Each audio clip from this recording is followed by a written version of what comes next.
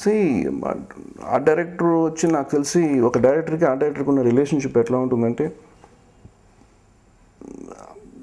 Director అనుకున్న తను ఏమనుకుంటారో ఆ డైరెక్టర్ వచ్చి పేపర్లో పెట్టి డ్రాయింగ్స్ చూపిస్తే తను అనుకున్నట్టు వస్తే డైరెక్టర్ డెఫినెట్గా సింక్ అయ్యి వర్క్ చేస్తారు.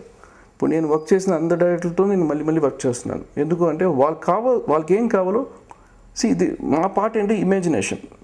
సో వాళ్ళకి ఒక సాంగ్ సెట్ అంటే ఇట్లా ఉండాలంటే ఇట్స్ ఇమాజినేషన్. సో నేను I have to satisfy them. At the same time వాళ్ళు స్క్రిప్ట్ చెప్పేటప్పుడు కూడా కొన్ని నేను పార్ట్ ఆఫ్లో చెప్తాను.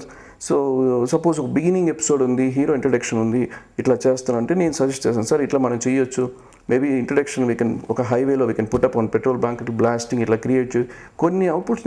నాది ఎందుకు ఎక్స్పెన్సివ్ అంటే నేను ఐడియాస్ కొంచెం యాడ్ చేస్తూ ఉంటాను. And my scales levels are set is different.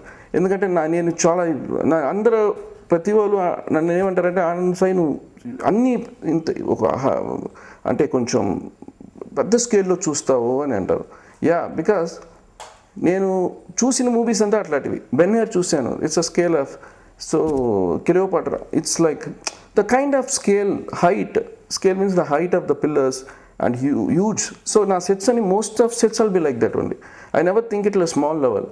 So అందువల్ల డైరెక్టర్స్ కూడా నా మీద ఏంటంటే లావిష్ బడ్జెట్స్లో వెళ్తే they will call me Anand ఇట్లా వర్క్ చేద్దామని. Even though budget depends on the budget.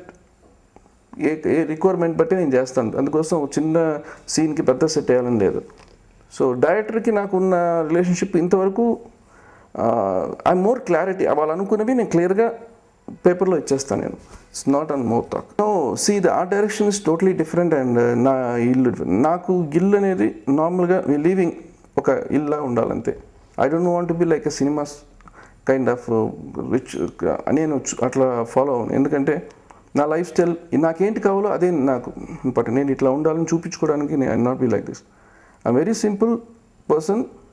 So I feel my house to be more very traditional.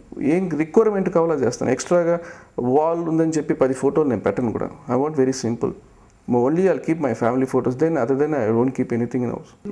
This is very important. Because ఏంటంటే మాకు ఒక్కోసారి ఒక ప్రాబ్లం ఏంటంటే in our industry is no plannings.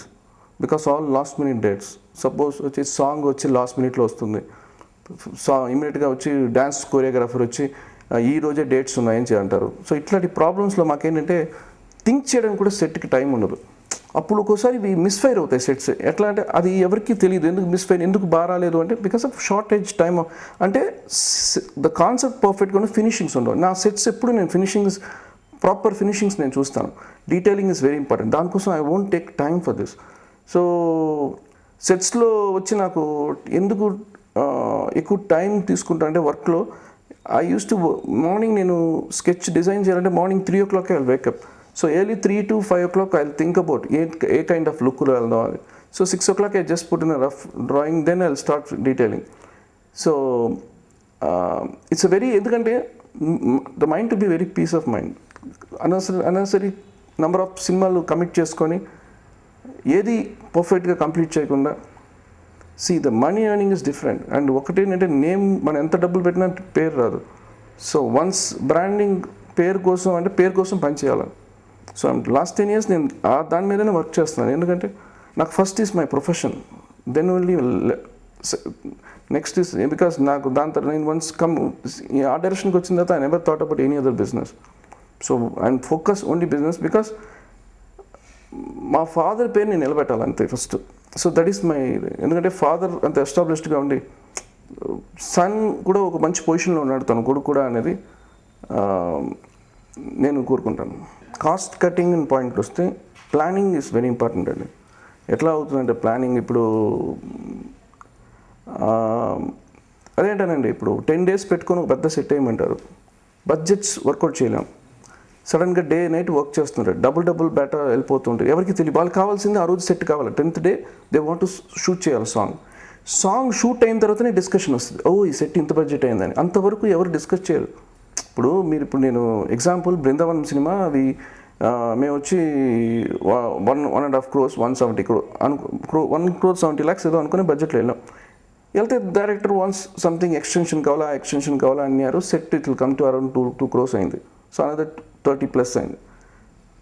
Shooting అంతా అయిపోయింది, everything done and movie going to be release.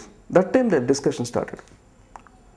ఎందుకు ఈ budget ఎందుకు 2 కోట్లు అయిందని డిస్కషన్. అంటే ప్రొడ్యూసర్కి నాలెడ్జ్ లేదా, లేదంటే ప్రొడక్షన్కి నాలెడ్జ్ లేదా, అంటే ఎవరు they won't ask me why it going 2 crores. So first they need everybody need a clarity and you have to keep the step by step. See, after that is the controversy happened in Vrindavanam. After that, I put other same Geetha Arts. I put very big set in Kulu Manali. After that, I worked for Dattu sir, big sets. Why again they calling me? Because I said this is the you fix the budget. Even Vaijayanti movie they put a big sets, and I given this is the budget, sir. We'll lock at this budget and we'll do it. And if you extend something, come to the location, కొన్ని లొకేషన్లో sets ఈ set కొంచెం పెద్దదిగా ఉంటే బాగుంటుంది మీరు ఆలోచించారంటే అప్పుడు again it add at the budget. And now days అప్పటికి ఇప్పుడు నా కాస్ట్ ఆఫ్ బడ్జెట్ బాగా పెరిగిపోయింది. స్క్రిప్ట్ చేసేటప్పుడే క్లారిటీ తెచ్చుకోవాలి, స్క్రిప్ట్ తెచ్చేటప్పుడే ఆ డైరెక్టర్కి కొంచెం స్పేస్ ఇవ్వాలి. ఈ ఒక సెట్ వేస్తున్నావు ఎంత బడ్జెట్ అవుతుంది ముందే డిస్కస్ చేయాలి, ముందే స్క్రిప్ట్ అయిపోయిన వెంటనే నెక్స్ట్ డే సినిమా ఓపెనింగ్, ఇమ్మీడియట్గా సెట్ డిజైనింగ్. సో ఇమీడియట్గా వాళ్ళకి కావాల్సిన డేట్కి మాకు ఒక పెద్ద సెట్ హౌస్ కావాలా, రిచ్ హౌస్ కావాలా, స్టార్ట్ చేసాను వర్క్. ఎంత బడ్జెట్, ఓకే ఏదనుకొని స్టార్ట్ చేసాను, ఇట్లా స్టార్ట్ అవుతుంది, మళ్ళీ అన్నీ యాడ్ అవుతుంది. దిస్ ఆ డైరెక్షన్లో వచ్చి ఏంటంటే మెయిన్గా ఇప్పుడు వర్కర్స్ తీసుకోండి, మనం ఎంత చేంజ్ అయినా, ఎంత టెక్నాలజీ వచ్చినా వర్కర్సే, వాళ్ళు కార్పెంటర్సే. They won't use wood cutter machine, ఇప్పుడు యూస్ చేయట్లేదు వాళ్ళు. They have they own calculation. మాకు ఆ నాలెడ్జ్ లేదంటారు. ఇదే బాంబేలో నేను సెట్ చేసేటప్పుడు they doing with in very ఫాస్ట్గా వర్క్ చేస్తున్నారు. మన ముందు ఆర్డేటర్స్ చేంజ్ అయిపోయి ఇవాళ నేను 3D చేస్తాను, that is not useful for the carpenters. Carpenter work వాళ్ళు అదే చేస్తుంటారు. అండ్ ఎవరు మాకు బడ్జెట్ ఇస్తారు? కార్పెంటర్స్ ఇస్తారు బడ్జెట్. మేము బడ్జెట్ వేయలేం. మేము సెట్ ఇచ్చి డిజైన్ ఇస్తే వాళ్ళు వర్క్ క్యాల్కులేషన్ పెట్టి మాకు బడ్జెట్ ఇస్తారు. వాళ్ళు బడ్జెట్ పెట్టి మేము ఫాలో అవుతాం. వాళ్ళ వర్క్ మనం పెంచుతున్నా బడ్జెట్ ఆటోమేటిక్గా పెరుగుతుంది. At the same time it's the second is, నేను I'm telling about 5 years back the people use to say about and art departments corruption అనేది ఒక main important. No one discuss about this. Corruption ఏంటి అంటే, why starting corruption, ఎందుకు corruption వస్తుంది? మీరు chance ఇవ్వడం వల్ల కరప్షన్ వస్తుంది. అండ్ ఎక్కడి నుంచి కరప్షన్ వస్తుంది, దేనివల్ల వస్తుంది, ఏమైనా చెక్ చేశారా మీరు? ఒక కార్పెంటర్ వుడ్ కొంటారు, వుడ్ సప్లైయర్ ఆర్డర్ డబ్బులు ఇస్తాడని, పెయింటర్స్ వచ్చి డబ్బులు ఇస్తారని ఆ డైరెక్టర్కి. ఏంటి what is this is all? I don't, నేను నా కెరియర్లో నేను చూడలేదు అట్లా. ఎందుకంటే వాళ్ళు ఇచ్చి ఎవడో ఆస్తి కొనుక్కోలేరు first. Plus they are following production. ఇప్పుడు ఏంటంటే ఒక యూనిట్లో ఒక బేసిక్గా ఒక ప్రొడ్యూసర్కి ఒక ప్రొడక్షన్ మేనేజర్, ఒక క్యాషియర్, వీళ్ళందరూ ఫాలో అవుతుంటారు. వాళ్ళ పని ఏంటంటే ఎక్కడి నుంచి మెటీరియల్ కొనాలా అనేది వాళ్ళు ఫాలో అవుతారు. ఐఎమ్ నాట్ డూయింగ్, మా art directors not doing contract, they doing a job. So జాబ్లో వెళ్ళేటప్పుడు వాళ్ళు వెళ్ళి కనుక్కోవాలి ఆ వుడ్ మెటీరియల్ ఏంటి అని, వాళ్ళు ఫాలోఅప్ చేయాలి. వాళ్ళు జస్ట్ రిలాక్స్ అయిపోయి ఇప్పుడు అక్కడ పోయింది ఇక్కడ పోయింది just putting a blame to each other. And now days are changed. నాకు తెలిసి మేబీ 10 years ముందు ఎట్లా ఉందో నాకు తెలియదు తప్ప నేను ఎట్లా ఉంది. But after this it's not easy. ఊరికే మాకు బిజినెస్ కావాలని చెప్పి వాళ్ళు మాకు ఎదగడం అట్లా లేదండి. అన్నిటికీ మన హైదరాబాద్ మొత్తానికి తిప్పితే ఒకే ఒక సప్లయర్, వుడ్ సప్లయర్. ఎంత షాకింగ్ న్యూస్ ఇది. There is no more wood supplier. We are all depend to that guy. So painters ఈ మధ్యన కొంచెం స్టార్ట్ అయింది. They have to get it from Kerala నుంచి వుడ్ తెచ్చుకోవడం, పెయింట్స్ షాప్లో నుంచి కొంచెం బయట ఎప్పుడు క్రెడిట్స్ ఇస్తుంటారు. ఇప్పుడు ఒక పర్టికులర్ పర్సన్కి క్రెడిట్ ఇస్తుంటారు. ప్రొడ్యూసర్ ఏం చేస్తున్నారు, క్రెడిట్ ఇస్తారు. 2 crores సెట్టా, మీ క్రెడిట్ ఇవ్వకూడదు, క్యాష్ ఇచ్చి కొనుక్కోండి, you go and by it. So credit ఇస్తే వాళ్ళు అట్లాగే చేస్తారు. అండ్ ఆ నెసెసిటీ కొన్ని అంటే సమ్ ఆర్డర్స్ నో నీడ్ అండి. ఇప్పుడు మాకున్న ప్రొఫెషన్కి, నేను వచ్చిన ఎస్టాబ్లిష్మెంట్ బ్యాక్గ్రౌండ్గా no one's no. So why I'm telling this, corruptions గురించి కూడా మీరు అడగచ్చు. సో నేను జస్ట్ చెప్తున్నాను కూడా. We shouldn't bored, we are very clear. ఒక పర్సన్ చాలా హార్ట్ఫుల్ క్లియర్గా ఉంటే ఎవ్రీథింగ్ క్లియర్. ఎందుకంటే నా మనస్సు క్లియర్గా ఉండి నేను నా వర్క్ మీద కాన్సన్ట్రేట్ చేస్తాను. సో మనం తప్పు చేస్తుంటేనే మనం ఫీల్ అవ్వాలి. తప్పు లేనప్పుడు I don't feel. And art డైరెక్టర్స్కి పాప హార్డ్ వర్క్ చేసే వాళ్ళు చాలామంది ఉన్నారు. చిన్న ఆర్ట్ డైరెక్టర్లకి డబ్బులు ఇవ్వరండి ఫస్ట్. బేసిక్గా ప్రొడ్యూసర్స్ వాళ్ళు ఏం చేస్తారు, వీళ్ళ దగ్గర డబ్బులు తీసుకుంటారు. ఆ వుడ్ సప్లై దగ్గరికి వెళ్ళి బాబు కొంచెం డబ్బులు అని అడుగుతారు. If you pay properly, why they want to go there?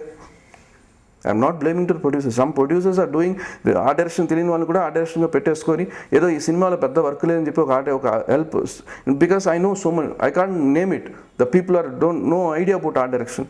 That is reason there is no value of this. And ఒక చిన్న రికమెండేషన్ ఇచ్చి వాడిని పెట్టుకుంటే వాడు ఏం చేస్తాడు, ఆ పని చేస్తాడు. సో అవి పెద్ద డైరెక్టర్స్కి ఎఫెక్ట్ అవుతుంది. బట్ తప్పు చేసిన వాళ్ళకి ఎఫెక్ట్ అవుతుంది. తప్పు లేని వాళ్ళకి cool. In my self I'm very happy with my profession.